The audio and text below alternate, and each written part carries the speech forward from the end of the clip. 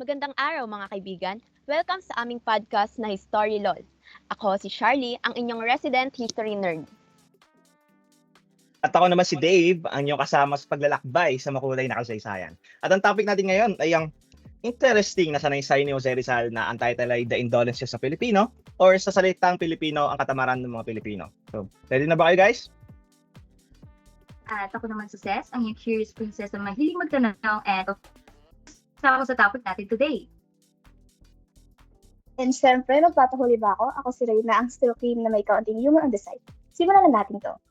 So, good morning sa ating lahat. Mga gising na ba ang diwa niyo? Kasi kung hindi pa, pues, itong isi-share ko ay I'm gonna make sure na magigising ang diwa niyo. So, some of our listeners are asking, do you consider Filipinos, especially Miss Self-Doubt, inherently lazy? So, as for myself, hindi ko mo consider mga Pilipino na tamad, especially sa sarili ko, of course. Hindi ko masasabing tamad ang mga Pilipino kasi mostly sa mga nakikita ko at nasasaksihan ko ay mga hardworking, especially to myself, family, and friends. Yung iba pa nga sa atin minsan nag-overtime sa work. Alam niyo hindi tayo pwede maging tamad mga best dahil tayo rin ang kawawa sa dulo. Alam niyo yan. Pero syempre, it depends pa rin yung friend kasi for me, iba-iba lang talaga tayo mga Pilipino. May mga tamad at diligence. And of course, it's important na tignan natin ang bawat isa bilang mga individual na may different na katangian at pag-uugali. Kayo ba mga best? Ano sa tingin niyo? Tamad ba ang mga Pilipino or kayo lang talaga ang tamad? Ako naman, I do have a different answer to that. For me, it's more like a subjective answer. But ako kasi, tamad ako eh. This is not a general side, okay? Tamad ako. I do consider myself not lazy. And for me, medyo doon ko nga na-develop yung mentality na work smart, not harder. And one of the reason bakit naisip kong tamad ako is sa pagsusulat. Medyo tamad kasi magsulat, guys. And para sa akin, it takes a lot of energy for me and nakakatamad siya gawin. But I do now realize nung pagka-college ko, hindi naman ako tamad mag-notes. Tamad lang ako sa pagsusulat mismo dahil nga one of the factor of that is pasmado kasi ako. So, pag nagsusulat ka, ganda-ganda ng sulat, may nais mo pa, sabay mo babasalan din, wag na, tapon na natin yung notebook natin. Di ba parang ganon? So, sa akin, myself, I do consider Filipino na may pagkatamad talaga at sometimes. Pero, there's a factor that's affecting that. Yeah. How about you? Yeah, ano?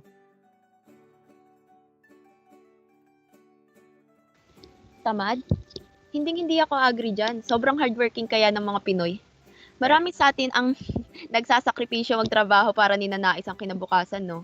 Tulad ng mga OFW, tinitiis nilang mapalayo sa pamilya nila para mabigyan ng magandang kinabukasan yung pamilya nila. Mga working student, marami kaya sa atin ngayon pinagsasabay yung pag-aaral at pagtatrabaho. Tulad ko, I'm working while studying. Hindi kaya madaling pagsabayin yung work at studies, pero wala eh. Kailangan nating magdoble sipag para sa future, para may pangtustos sa araw-araw, and to gain experiences na rin na makakatulong sa akin sa paggamit sa pangarap ko. 'Di ba? Ang sipag ko. Kakaiba ka. Yun ang masasabi ko.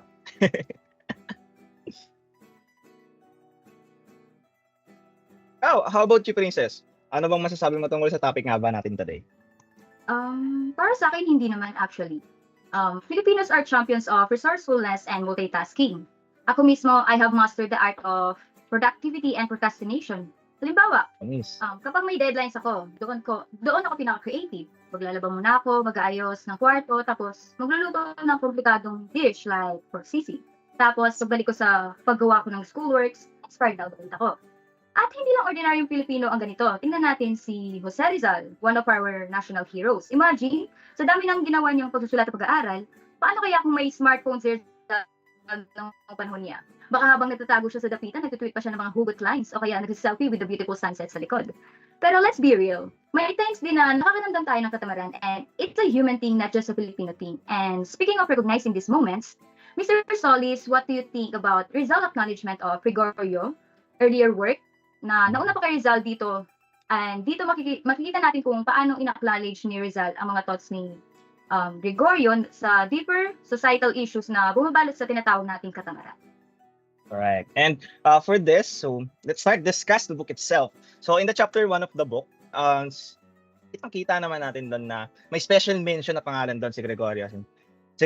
And parang ina-acknowledge ni Rizal yung unang work ni Gregorio, na which is na title is El Progreso de Pilipinas. Dito, he systemically analyzed and criticized the economic condition of the Philippines and provided critique sa Spanish colonial policy. Dahil nga, that time, for Gregorio, stagnant daw ang economy ng Pilipinas dahil sa pangangalaga ng Espanyol. And there's a lot of reason for that, like pagpapataw ng malaking buwis sa mga Pilipino, and it affects the productivity ng mga Pilipino. So, sabi nga dito ni Rizal, I cannot do better than to recommend his book to those who wish to get a clear idea of the problem of our indolences and the means of its solution. So, for this, may solution na si Gregorio. Si Rizal na lang ay nagbibigay lang ng toss niya dahil nga yung chismis at mga ng mga Espanyol is lumalala na mga Pilipino daw ay tamad. How about you, Teano? Ano ba yung napansin mo sa chapter 1 ng libro? Napansin ko doon na si Rizal is sobra-sobra yung pag-unawa niya lalo sa issues ng Pinas. Lagi niyang binabanggit kung gaano kahalaga yung pagkilos at pagbabago ng mga ugaling di maganda. Kaya sinulat niya ang The Indolences of the Filipinos. Kasi naniniwala siyang ang mga Pilipino ay hindi tamad, kundi may kakulangan lamang sa edukasyon at pagpapalawak sa kanilang mga kakayahan. Tulad sa kanyang novel na No Limitangere and El Filibusterismo, pinakita ni Rizal ang mga issues ng kawalang katarungan at katiwalian na nakakaapekto sa lipunan. Sa tulong ng mga characters niya, ipinakita niya ang mga epekto ng kasalukuyang sistema at kung paano ito naglilikha ng kawalang pakialam at kawalang gana sa pag-asa. Though ina-address ni Rizal yung mga issues ng lipunan, pinapakita niya rin yung perspective niya na merong potential yung mga Filipino na umunlad at magtagumpay sa kabila ng mga pagsubok. Sa madaling salita, naniniwala si Rizal sa kakayahan at potential ng mga Pilipino. Yes. First of all, indolence isn't just about being lazy. Minsan, it is a symptoms of bigger issues. Halimbawa, kung palaging pagod ang isang tao, baka hindi lang yan dahil sa katamaran. Pwedeng may health issues like anemia or depression. Or kung estudyante ang pinag-uusapan, baka hindi siya motivated mag-aral dahil hindi niya feel ang course na kinuha niya. Or baka struggle siya sa learning difficulties na hindi pa na-discover. By investigating the roots, causes of indolence, nakabuo tayo ng more nuanced understanding na hindi lang basta naglalagay ng label sa isang tao. So, before we judge or try to fix indolence, kailangan muna natin tingnan ang bigger picture. So, this way, we can come up with the solutions that are not effective but also compassionate and appropriate. So yes, so mga best, discuss naman natin yung the impact of the hot climate and this coach, an hour's work under the Philippine sun is equivalent to a day's work in temperature regions. Yung mainit na panahon na yan ay pwede magkaroon ng epekto sa productivity ng mga tao. If sobrang init, maaari tayong mapagod at magkasakit. And of course, alam naman natin na mahirap magtrabaho ng matagal at mag-concentrate kapag mainit. But of course, again, kahit ganun ang situation, hindi dapat maging hadlang to sa pagtatrabaho natin ng maayos. It's still important to extract effort and fulfill our responsibilities despite the challenges posed by the climate. Sabi nga, di ba, isang oras na trabaho sa Pilipinas, tuting halaga ng isang araw na trabaho sa malamig na lugar. Simple lang, tayo mga Pilipino, handa tayong matrabaho na matyaga kahit anong init pa yan. This also serves as a reminder that no matter how difficult the situation, maybe we can remain resilient and succeed sa ating mga ginagawa. Ayun nga, dumako tayo sa chapter 2 ng book. Alam nyo bang bago pa man dumating ang mga Kastila, kilala na ang mga Pilipino sa kanilang masigasig na pagtatrabaho? Di nyo alam, no? Ayun nga, kilala sila bilang masisipag. Ang pamumuhay ng mga sinaunang Pilipino ay nakabatay sa kanilang kakayahan, sa pagsasaka, sa pangingisda at iba pang gawain na kaugnay sa kanilang kalikasan at kultura. Example, sa pagsasaka. Matyagang nagtatrabaho ang mga sinaunang Pilipino sa pamamagitan ng sistemang pangkanal o pagsasagawa ng mga terraces upang maitaguyod ang kanilang mga sakahan sa mga lugar na may limited lang na lupa. Bukod dito, marami pa silang kaalaman sa paggawa ng mga produktong panustos tulad ng paghahabi ng tela, paggawa ng alak, paggawa ng kagamitang pang-araw-araw tulad ng mga kagamitang kahoy, bato, at marami pang iba. So ayun nga, bago pa dumating yung mga Kastila na yan, ang mga Pilipino ay kilala na sa kanilang kasipagan, determinasyon, at kakayahan sa iba't ibang aspeto ng pamumuhay. Ito ay nagpapakita ng kanilang matibay na pundasyon ng paggawa at pagsusumikap bago pa man sila makaranas ng mga pananakop at impluwensya ng mga dayuhan kolonyalista. So, ngayon na-curious ako. Ano nga ba ang perception ng indolence among Filipinos? Okay, meron akong answer. Alam niyo ba itong ideyang ito ay posibleng produkto lang ng historical distortions? Noong panahon ng colonizations, ginamit ng mga colonizers ang label na lazy native para i-justify ang kanilang control over our ancestors. At dahil dito, hanggang ngayon, may mga Pilipino pa rin nag-iisip na tamad sila, which honestly isn't fair or accurate. Isa pa, nung lumipat tayo from agricultural work papunta sa urban jobs, nagbago din ang itsura ng hard work. this shifts someone's blurred what true industriousness looks like, na contributes to confusions about our work ethic. So, kailangan talaga natin balikan at unawain ang mga historical narratives na ito to break the cycle of misinformation. By doing so, hindi lang natin masisira ang maling paniniwala, kundi may embrace din natin ang ating tunay na sipag at syaga. Yes, tama ka dyan, sis. So ito na nga ang chika mga best. Alam niyo ba na si Rizal was sobrang concerned about the change in Filipino work ethic over time? Alam niyo ba yon? Dapat alam niyo yon. He totally noticed how our work attitude kinda went downhill, lalo na nung panahon ng Spanish colonial days. Nakita niya how we were forced to do labor under Polo y Servicio, where we had to work for the Spanish peeps without getting fair pay. Rizal thoughts on the change in Filipino work ethic were all about making things fair, empowering us, and getting us back on track to being hardworking and motivated in the workplace. Kaya sa inyo mga best, kapag alam niyo nang hindi tama at parang binibigay sa inyo, ireklamo niyo agad. Dahil di natin deserve ang ganung treatment. Deserve natin ang fair treatment. Correct. Tamang-tama ka dyan. And that is a good,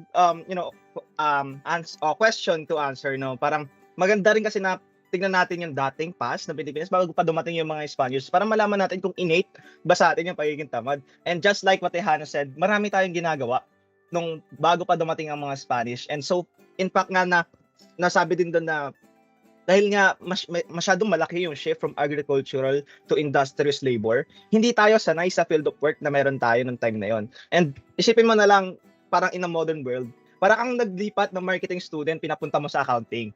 Di ba, kung ikaw yung nasa sitwasyon na doon, gaganahan ka mo magtrabaho na wala kang training, wala kang sapat na kaalaman para gawin yung mga bagay na yon. And polo serbisyo is a major problem since that is a forced labor. Wala silang alam, kundi agricultural, sabay palilipatin mo sa mga ganong side ng trabaho. Sino nga ba hindi tatama rin? Diba? So let's deep deeper in this book made by Rizal, and let's check ano nga ba ang mga other factors na nakaka-apekto dito, and ano nga ba ang nasa loob ng chapter 3? Alam naman natin ang kasaysayan ng Pilipinas ay puno ng wars, insurrections, and invasions. Sa chapter 3 ng book, una sa lahat, itong mga karanasan na to sa war ay nagtulak sa mga Pilipino to develop a strong sense of resilience. Pero hindi lang positive effect, syempre. These wars also left scars sa ating collective memories. Marami sa ating mga kwento, mga awit at sining ay sumasalamin sa sakit at hirap na dinanas sa mga ninuno. At di natin pwedeng kalimutan, these wars also have influenced our politics and governance. Hanggang ngayon, visible pa rin ang militaristic approach sa maraming aspekto ng governance, and sometimes medyo aggressive or defensive tayo sa ating foreign policy decisions. So, habang naiintindihan natin na ang mga wars ay parte ng ating history na humubog sa atin kung sino tayo ngayon, importante na rin pag-isipan natin kung paano natin ma-overcome yung mga negative effects nito para mas mag-grow pa tayo bilang isang nation, right? Correct. Yes, right. May tama ka na naman dyan, sis. Marami talaga naging impact ang nangyari noon. So, ngayon naman, let's talk about the effects of insurrections and invasions on the Filipino people. So, as for me, malaki talagang epekto ng insurrections at invasions sa atin.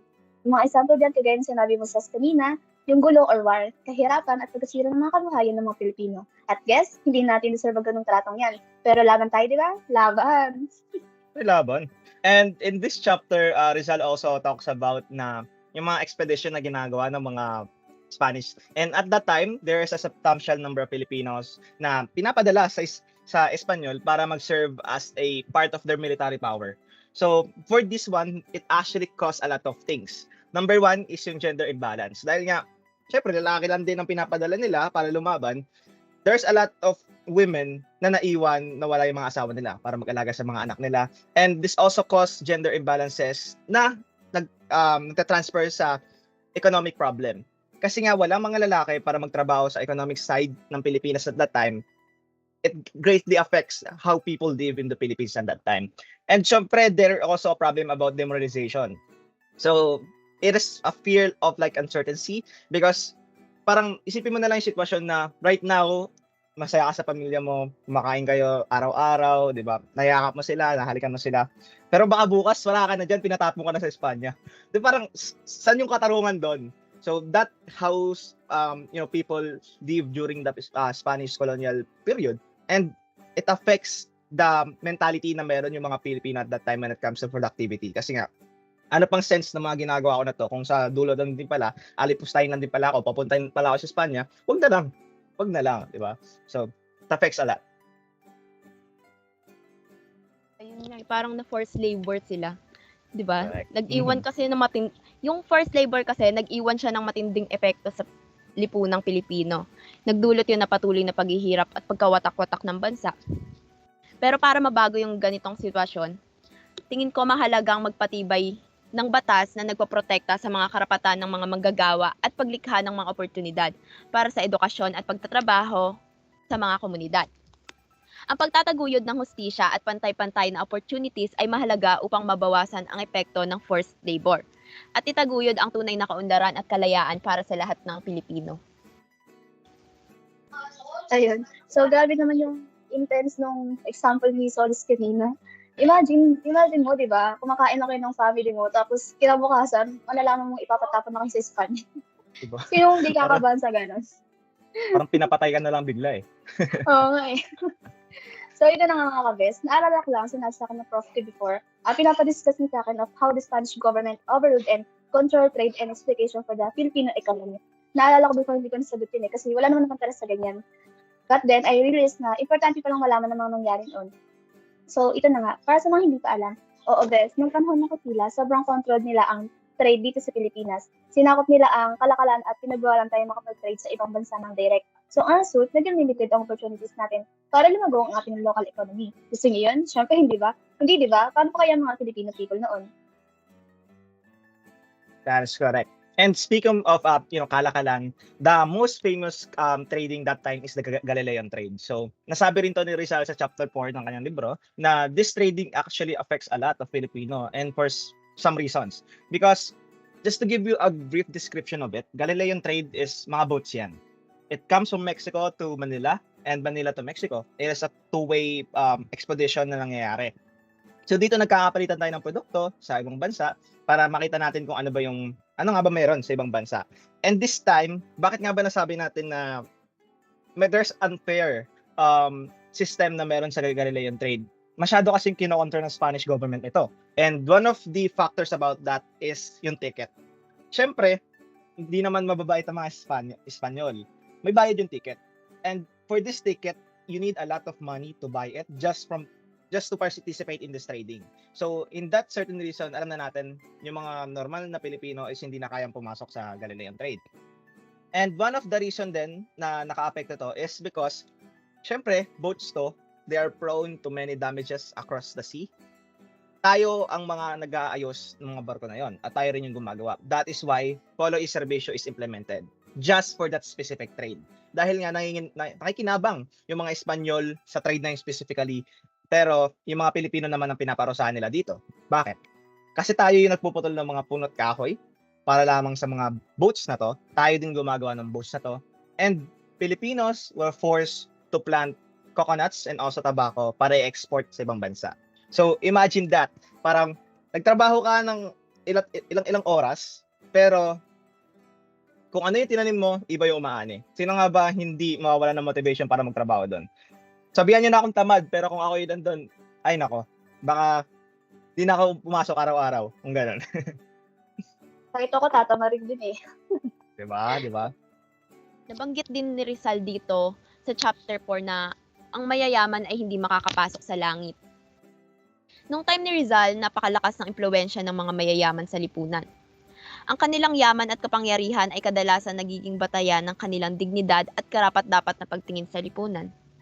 Ngunit sa paniniwalang ito, pinakita ni Rizal na ang yaman at kapangyarihan ay hindi sapat na dahilan para ituring ang isang tao bilang marangal at makatarungan. Pero naniniwala si Rizal na ang tunay na halaga ng isang tao ay hindi nasusukat sa kanyang yaman, kundi sa kanyang kagandahang asal, integridad at pagtulong sa kapwa. Ang pagtanggi sa mga mayayaman na makapasok sa langit ay nagpapakita ng kanyang paniniwala sa katarungan at pagkapantay-pantay sa harap ng Diyos. Sa ganitong perspective ni Rizal, makikita natin kung gaano kalaki ang agwat sa pagitan ng mayaman at mahirap sa pamamagitan ng kanyang kritisismo. Hinahamon ni Rizal ang mga tao na suriin ang kanilang mga pamantayan sa moralidad at muling isaalang-alang ang tunay na halaga ng pagiging tao.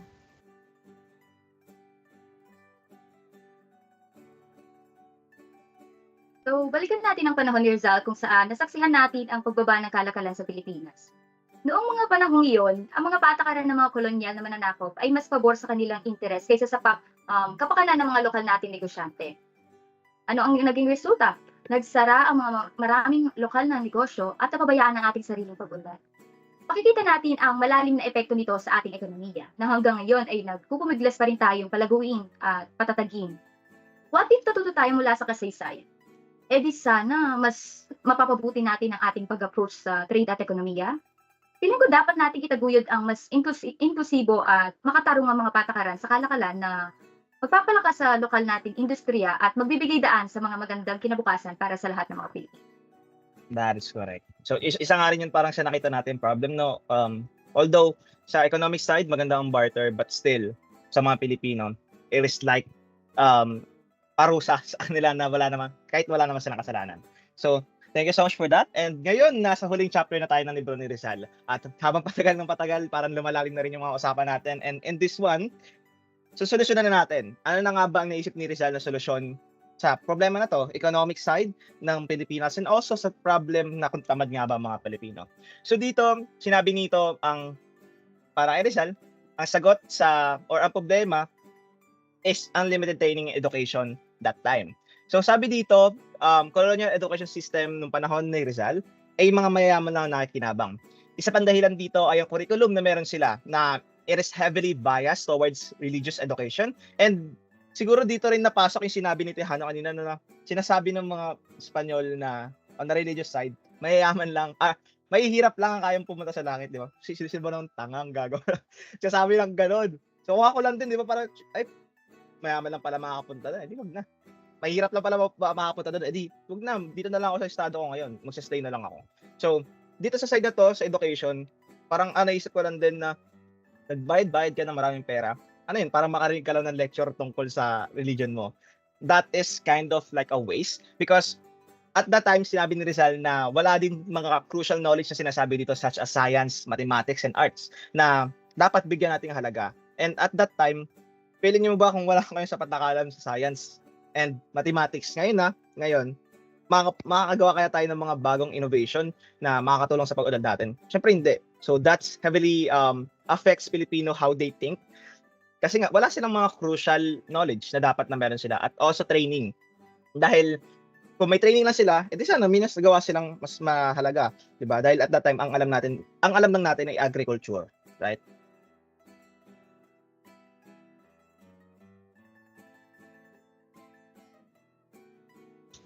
Sinabi rin ni Rizal sa chapter na to na the lack of the national sentiment of unity raw ay nagdudulot ng kahinaan at kawalan ng tiwala sa sarili ng mga Pilipino.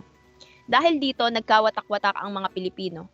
Ito ay dahil sa mga pagkakaiba-iba nila ng wika, kultura, at pananaw sa buhay.